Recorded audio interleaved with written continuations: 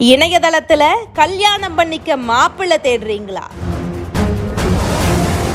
அப்போ நீங்க தான் டார்கெட். உண்மை சம்பவம். முதல்ல இருந்த பெண்களுக்கும் இந்த காலத்துல இருக்கிற பெண்களுக்கும் நிறையவே வித்தியாசம் இருக்குது.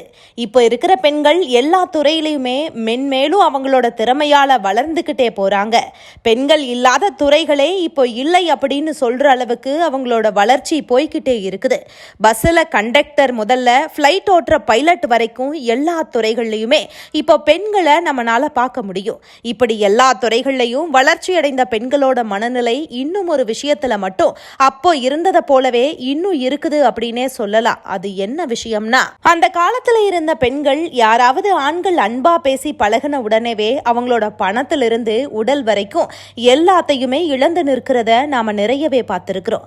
அதே போலதான் இன்னைக்கு இருக்கிற பெண்களும் எல்லா துறையிலையுமே தெளிவான அறிவோட செயல்பட்டு வளர்ச்சி அடைஞ்சாலும் கூட சில ஏமாற்றும் ஆண்களை நம்பி தங்களோட பணத்திலிருந்து அனைத்தையுமே இழந்துட்டு அதுக்கப்புறமா புகார் முதலியவற்றை கொடுத்து அவதிப்பட்டுக்கிட்டு தான் இருக்கிறாங்க. சில ஆண்கள் பெண்களோட வளர்ச்சிக்கு உதவியா இருந்தாலும் கூட ஒரு சில ஆண்கள் இப்படி பெண்களோட நம்பிக்கைக்கு எதிராகவும் அவங்களை ஏமாற்றும் நோக்கத்தோடையும் இருந்துட்டு வராங்க.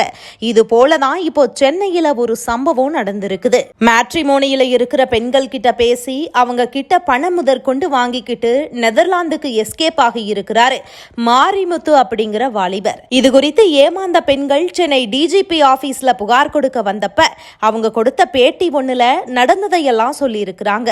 அது என்னன்னா, தமிழ் மேட்ரிமோனி அப்படிங்கிற வெப்சைட் மூலமா அறிமுகமானவர் தான் இந்த மாரிமுத்து. புகார் கொடுத்திருக்கிற பெண்ணை திருமணம் செஞ்சுக்கிறதா சொல்லி இருந்தாலுமே அவரு தனக்கு கொஞ்சம் கடன் இருக்கிறதாவும் சொல்லி இருக்கிறாரு. அதனால இந்த பெண் தன்கிட்ட இருந்த பணம் முதற்கொண்டு நகை எல்லாத்தையுமே அவர்கிட்ட கொடுத்ததா சொல்லி இருக்கிறாங்க.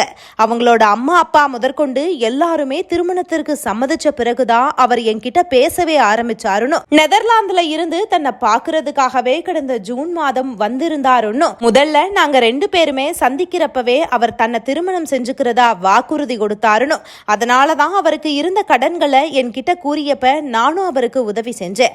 ஆனா அவர் இப்போ என்ன உடல் ரீதியாவும் ஏமாத்திட்டு நெதர்லாந்துக்கு போயிட்டாரு. அதுக்கப்புறமா அவர் கூட பேச முயற்சி எடுத்தப்ப அவர் என்கிட்ட பேச மறுத்துட்டாரு. அது மட்டும் இல்லாம அவருக்கு நிறைய தெரியாத நம்பர்கள்ல இருந்து போன் வந்துகிட்டே இருக்கும். அதைய பின்தொடர்ந்து பார்க்கும் போதுதான் தெரிய வந்துச்சு அவர் என்னைய போலவே நிறைய பெண்களை ஏமாற்றி இருக்கிறாருன்னு. இது பத்தி என்னுடைய நண்பர்களும் அவங்க கிட்ட பேசினப்ப அவரு அவங்க கிட்ட தப்பா பேசி இருக்கிறாரு. அது மட்டும் இல்லாம அவரோட அம்மாவும் அவரை பற்றி தவறான கருத்துக்களை இப்போ தெரிவிச்சிருக்கிறாங்க. இது போல தவறு மேலும் எந்த பெண்ணுக்கும் நடக்க கூடாது அப்படிங்கிறதுக்காகத்தான் இப்போ அவர் மேல புகார் கொடுக்க வந்திருக்கிறேன் அப்படின்னு பாதிக்கப்பட்ட பெண் கொடுத்த பேட்டியில சொல்லி இருக்கிறாங்க.